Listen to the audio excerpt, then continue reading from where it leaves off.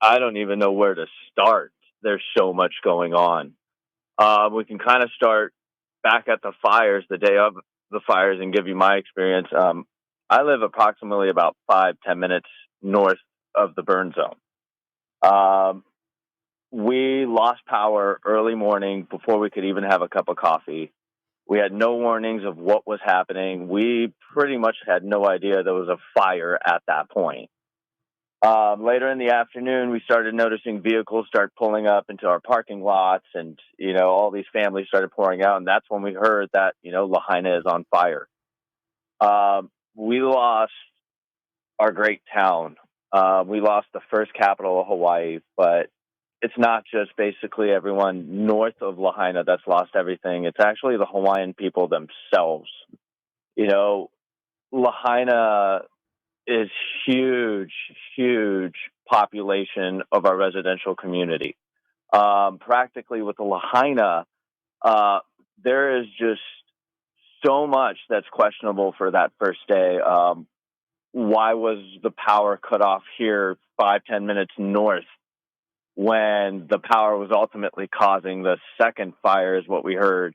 The fire wasn't even contained. Police were blocking traffic because of power lines. But if the power lines were active, then why didn't we have power up here? There's just so many questions that are still going unanswered. A lot of the things have to do with, our elected officials not even listening to us. We're going on deaf ears. We don't get any information that comes through, other than our local news sources, which pretty much hide a lot of that information as well. It's kind of sporadic left and right, but for a lot of people, a lot of the residents that were living in Lahaina in that burn zone right now, some of them are in the hotels. A lot of them have moved away to kind of be with other family members, whether on the mainland, on the other side of the island, or even on different islands right now. Our focus generally as an entire community is to bring everybody back to Lahaina. That's been our primary goal. That's been our main focus, and nobody is ultimately listening. It's been 42 days now since the fire. I think actually it's going on 43 days. Uh, Not one resident that has been indirectly affected by the fires has received any kind of financial assistance aid. We're talking about small businesses, so on and so forth. We have FEMA that went around door to door asking people to sign up and deny us a week later. They tell us to contact the SBA. For those that own small businesses, contact the SBA. And for some reason, a lot of people have been denied and have to go through another process to try to get some aid. A lot of people that are on unemployment or expecting DUA, which is the disaster unemployment, everything is just pending right now. Nothing has been really processed. A lot of the donations that people have been given, nobody has really seen it on the forefront. That's why so many backhand areas like Give Send Go, Venmos, and everything were really, really important right now, because people are looking to get money into the hands of people that need it the most. Unfortunately, our government has kind of failed us left and right in every single direction, and still will not listen to us. So do you have a job? Do you have money? Do you have food? Like, are they helping you? What's going on in that regard? So, no, I don't have any money. Most people are broke right now. Some of the supermarkets are open. We can't go shopping in them. Nobody has money.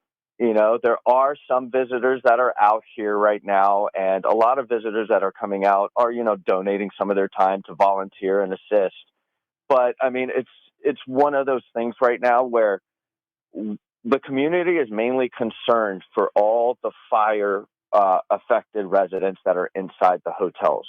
We are trying to get them into homes. We're trying to keep them on this side of the island, and we're trying to make sure that their properties and the way Lahaina gets restructured and rebuilt is done by them. They're overlooking everything. And to kind of go further into it, I mean, these are people who lived on these properties for generations and generations and generations.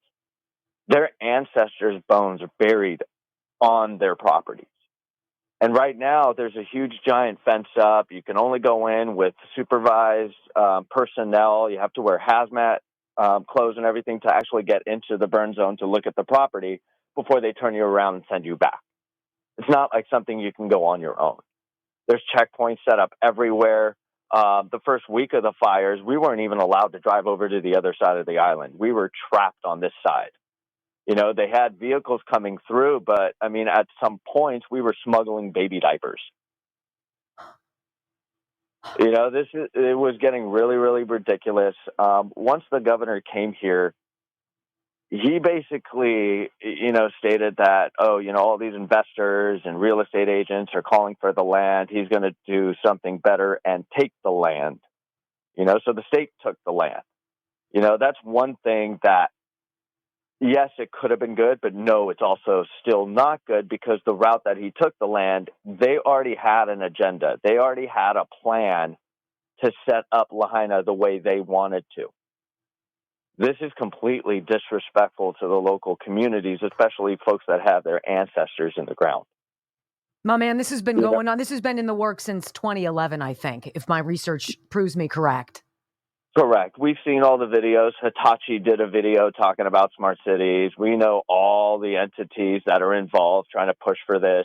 And if you actually watch a lot of the Maui testimonials, everybody knows. Everyone's talking about it. And Hurricane Lane, we had Hurricane Lane back in, I think it was 2018 or 2019. It literally almost took out Lahaina. The fire started the same way. Wind, electrical lines, Lahaina's almost gone. Everybody came up north.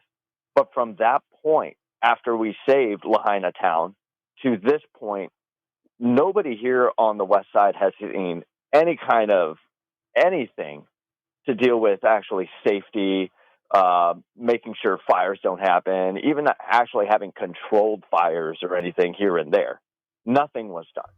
So by the time Hurricane Dora hit and we had these fires, and most of our hurricanes actually, we haven't had a hurricane that's actually hit Maui in over 80 years, but we do get high winds. We sometimes do get rain and everything that come from it. This was specifically high winds that came in a direction that we usually don't get.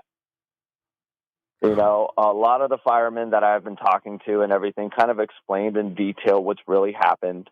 The first electrical line that went down caused a spark, caused the first fires. It was supposedly supposed to be contained. The fire crew went to other fires on the island. Now, we had a lot of fires that one day. It wasn't just Lahaina. We had one in Olinda. We had one in Kula. Kula is neighboring Oprah's 2,000-acre property. We had one in Kihei, which neighbors Oprah's Road going down into Wailea. We had one on the Pali Highway, which was the highway to get to Lahaina. We had two in Lahaina. And we had one in Kaanapali Hillside where all the mansions are. So we're limited on, first responders. Our first responders were scattered all over the place, but we also didn't get the same respect Hurricane Iniki got when all the military personnel started jumping around to the islands and made it there right away. That was severely delayed. So our firemen did the best they could, but at the same time, they ran out of water. Their fire trucks were melting, so they couldn't use their fire trucks and had to pull, other people out and try to run back. I mean, there was an instance where there was a police vehicle that they went and stole and brought into the fire zone because they couldn't get their fire truck out. And they had to resuscitate one of the firemen because he collapsed as they were bringing him over to the police vehicle. And then they drove the police vehicle out of the fire to make sure that, one, all of them survive, and two, before that police vehicle starts to melt.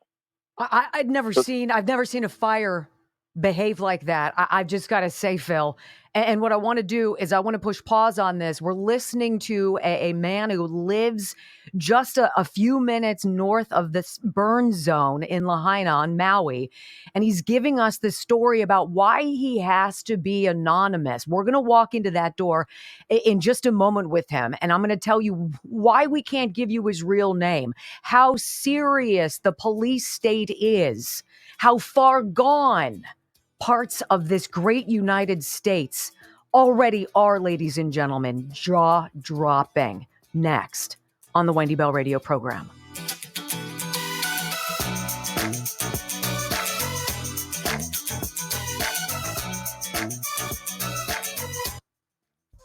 Yeah, you guys think it's China where they do all the facial recognition crap and shut you down? And oh no, that's the United States of China. We're here. It's here. It's there.